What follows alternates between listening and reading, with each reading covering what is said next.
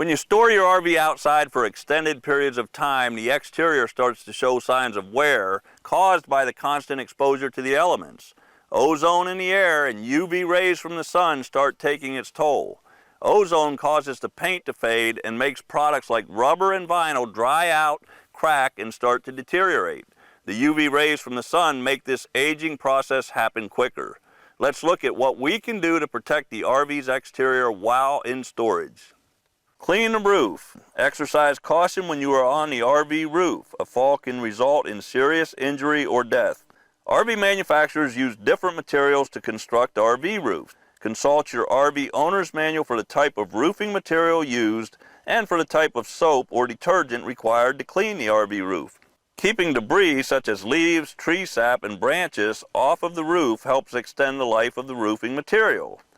When cleaning the RV roof, keep the sides of the RV rinsed off to avoid soap residue, streaking, and any damage to decals, graphics, or the paint finish. Never use cleaners containing petroleum solvents, harsh abrasives, or citric-based acids on any rubber or vinyl roof. Wash the exterior. Before you store your RV, you should give the exterior a thorough cleaning. Whenever I'm washing or cleaning anything, whether it's an automobile or the RV, I start at the top and work my way down.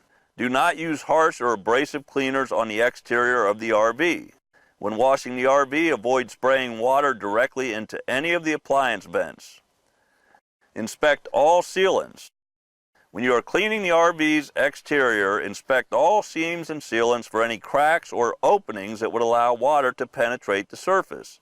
Consult your RV owner's manual for sealants that are compatible with these materials and seal as required. Inspecting any and all sealants can help prevent expensive repairs caused by water damage. You must look very closely for any cracks, gaps, and loose or aged sealants. Inspect the roof, sidewalls, end caps, moldings, windows, compartments, and anywhere the manufacturer cut a hole in the RV. Have any water damage repaired immediately. Note, your warranty might be voided if you fail to inspect, maintain, and reseal sealants as required. Consult your RV owner's manual for inspection intervals. If you don't perform this maintenance yourself, have an authorized RV service center do it for you. Clean all of the awning fabrics on the RV and let the fabric dry completely before storing. Lubricate all hinges and latches with a high-quality lubricant prior to storage. Lubricate door and compartment door locks with graphite spray. Insects are attracted to the odorant added to LP gas. You might want to cover LP gas appliance vents to prevent insects from making their winter home inside these vents. If you do cover the vents, remember to remove the covers next spring. Lots of furnace-related problems are a result of mud daubers and/or other types of nests built in and around the furnace. Ideally, you should try to store your RV under a covered area and on a solid surface like concrete.